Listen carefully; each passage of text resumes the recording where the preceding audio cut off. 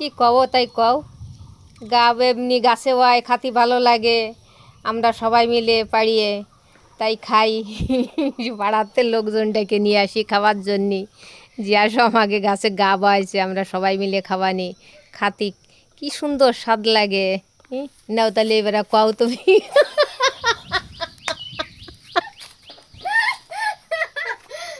বন্ধুরা দেখছেন তো, এটা রিয়েল বর্ণনা গাবের। হ্যাঁ, এই হচ্ছে গাব ফল। বাংলাদেশের প্রতিটি আনাচে কানাচে এই গাব ফল পাওয়া যায়। গাব দুই ধরনের, সেটি হচ্ছে দেশি এবং বিলাতি গাব। এটা আপনারা দেখতে পাচ্ছেন, দেশি গাব মানে একেবারে রিয়েল গাব। এটা হচ্ছে, সেটা হলো গোলাকৃতি, ছোট ডিমের মতো হয়। আর পাকলে এই যে হলুদের মতো রং হয়, কিন্তু কাঁচা থাকতে গাবের গা উপর দিয়ে একটু মানে দুধে আলতা এক ধরনের একটি কুঁড়ো পড়ে। আর কাঁচা থাকতে অবশ্য সবুজই থাকে, কিন্তু পেকে গেলে হলুদ হয়ে যায়। আর গাব গাছের পাতা, এই যে দেখতে পাচ্ছেন, গাব গাছের পাতা কিন্তু প্রচণ্ড পরিমাণে পাতা থাকে, যার কারণে গাব গাছে ওই যে বলে যে ভূত পেতনি বলায় থাকে। আসলে গাব গাছে ঘন পাতা তো, এই জন্য গাব গাছে মনে হয় যেন কোনো না কোনো কিছু আছে। আসলে ওখানে ওই ভূত পেতনি বা এই ধরনের কোনো কিছু থাকে না, এরকম কোনো প্রমাণ আমরা পাইনি।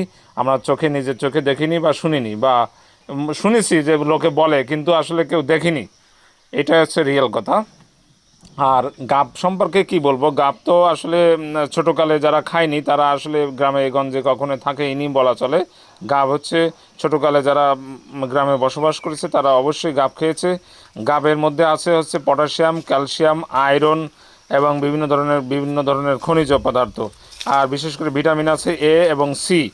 তো গাব খেলে উপকার পাওয়া যাবে, মানুষের জন্য শক্তিতে ভরপুর হবে শরীর।